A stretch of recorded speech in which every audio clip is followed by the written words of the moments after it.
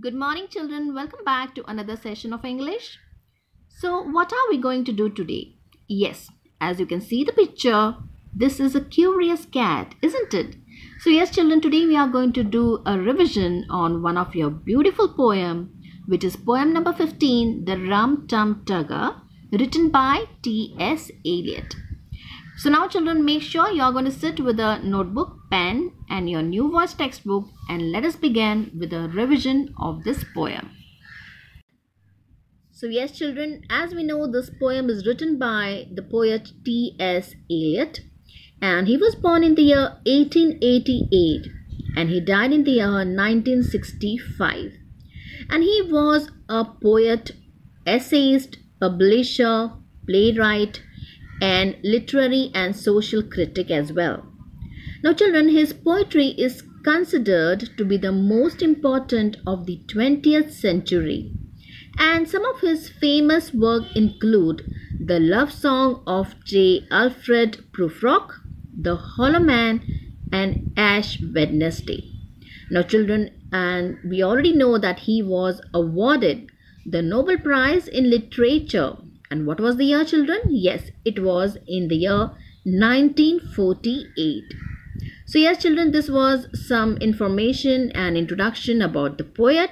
Now let us quickly do the revision of this poem. So now children, let us quickly revise this poem. Now children, as per the writer, this particular poem is based on a curious cat. And what is the name given by the writer to this cat? As we know, the name is the Rum Tum Tugger. So yes children, the Rum Tum Tugger is half a pet cat and half domestic nightmare. He wants the exact opposite of what to give him. So let us quickly check, children, what are the things that if we offer and the cat wants exactly opposite of. Now he wants a grouse if you give him a pheasant. He wants a house if you put him in a flat. He wants a rat if you give him a mouse. That's right. Now, he also wants to be outside if you let him in. So yes, the cat is always curious, children, that whatever you offer, the cat exactly wants the opposite of it. Now, the poet also says if you offer him a fish, then he always wants a large meal, that's a feast. And if you always try to give him if you always try to offer him a fish, then he won't even like to go for rabbit as well. Okay, now let us see what exactly the poet says further in the poem. Now, the poet also says, children, that he blocks the doorways and gets into bureau drawer he cannot get out of. Now, if we offer him cream, he will sniff and sneer. He is not fond of cuddling, but makes sure to jump into the lap of everyone who is sewing. So now over here, children, the poet says, but really there is not much of a point being aggravated about him and his behavior, or trying to change him or complaining about him, because there is nothing to be done about the Rum Tum Tugger's behavior.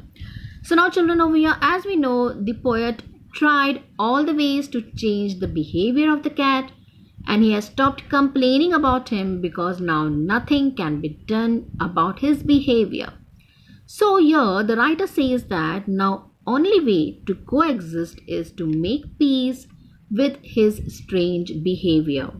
Now the writer also says that he wants to convey that he struggled a lot and he has already worked hard with the Rum Tum Tugger's misbehavior and eccentricity, that means whimsical behavior. And finally now he has given up. So now children, how can you compare this particular poem with human character? As we know, children, the poet over here describes the stubbornness of a human, especially the teenagers or the toddlers. As we know, children, the teenagers are very stubborn. If you give them something, they want something else. And then later, they think that the first thing was quite better than the second. So it doesn't make any sense in complaining about them or aggravating the things more when it comes to the human being. So over here the poet wants to say that let them do whatever they want, let them be free, and then everything will be placed accordingly. So yes children, this was the basic you can say the idea given to us by the poet, and this was a wonderful poem written by the poet T.S. Eliot. So we have enjoyed this poem a lot. Now let us quickly check few more details about this poem. Children, now it's time for reference to the context. Now we have taken couple of few lines from this poem which says, so you will catch him in it right up to the ears if you put it away on the larder shelf. I repeat again children, so you will catch him in it right up to the ears. So now over here the question is, what does in it refer to? Now as we know children, the poet explained us that if you offer cream to the cat, he sniffs, that means he smells, and sneers, that means gives a mocking smile, right? So now over here the question is, in it refers to what? So in it refers to the fact that Rum Tum Tugger is in the cream. Okay, now the next question, explain the usage up to the ears. So now children, what do you mean by up to the ears? As we know, it means that you feel like to catch his ears and pull him out. The reason is the cat is completely covered with the cream. So yes children, over here the answer is up to the ears implies that he is pretty much submerged in the cream. Okay, submerged over here means covered with the cream. Now the next question, what did he do earlier with the same thing?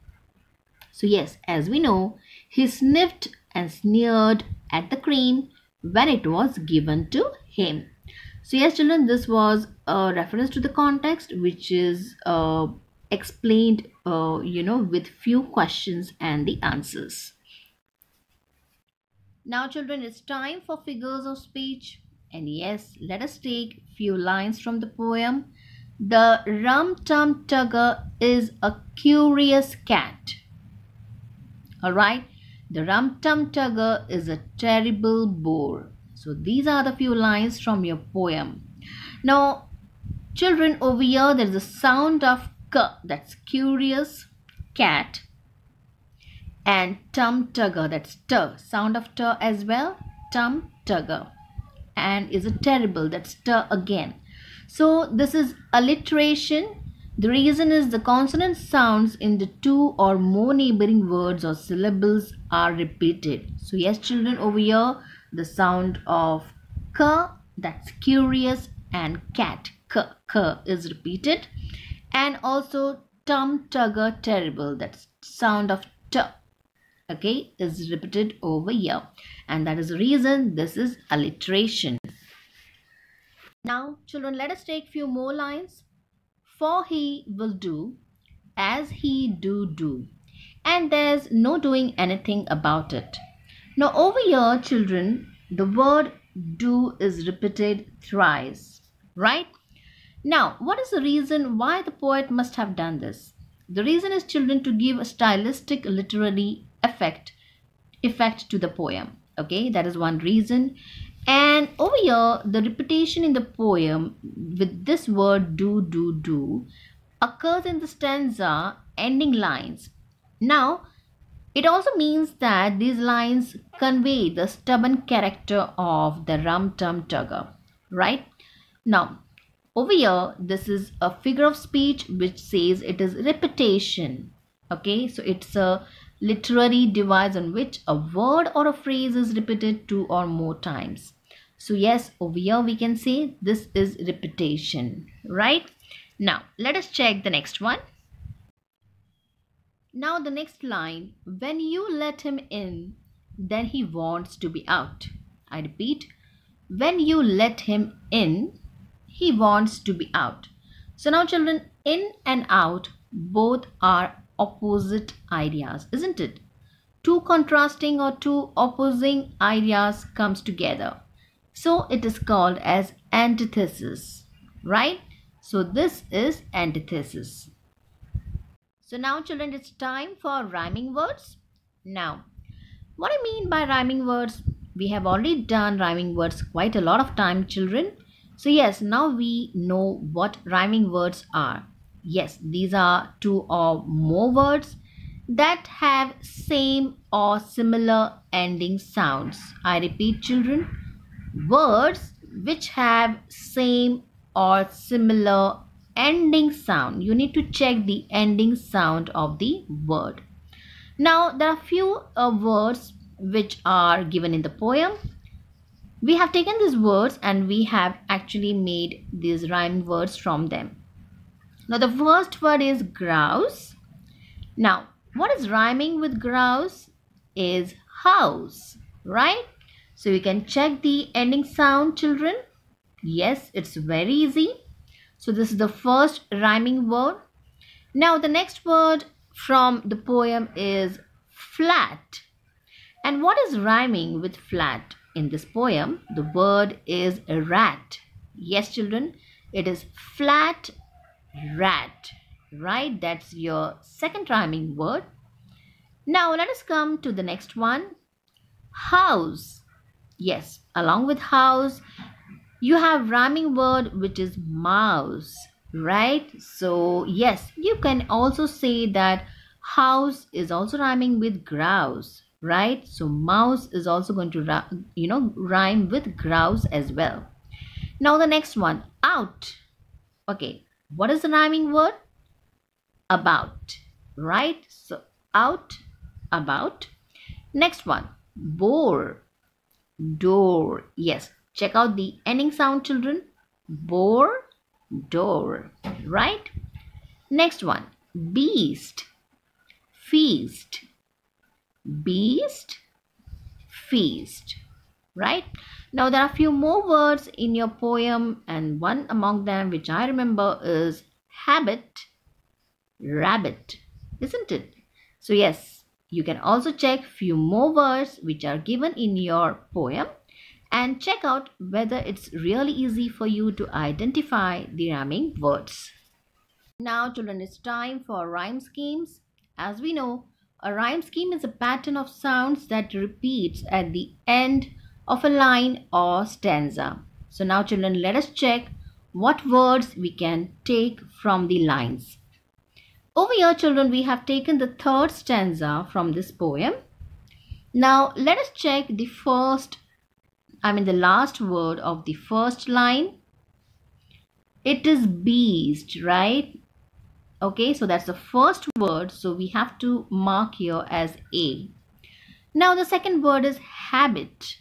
Okay, habit, so it's B.